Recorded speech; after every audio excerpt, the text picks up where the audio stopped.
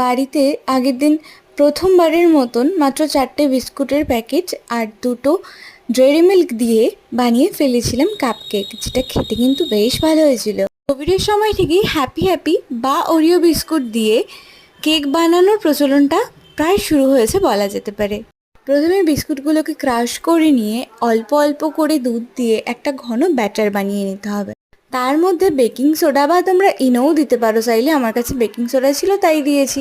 অন্যদিকে একটা প্যান ভালো করে গরম করে নিয়ে কাপের মধ্যে ব্যাটার আর চকলেট দুটোকেই দিয়ে আগের থেকে প্রিহিট করা কড়াইটার মধ্যে বসিয়ে দিতে হবে।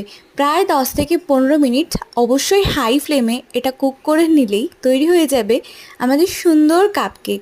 খেতে কিন্তু বেশ টেস্টি হয়েছিল। আচ্ছা তোমরা বলো তো তোমাদের রেসিপিটা কেমন লাগলো আর ভিডিওটা কেমন লাগলো, জানাতে কিন্তু একেবারে ভুলো না। আজকের মতন টাটা।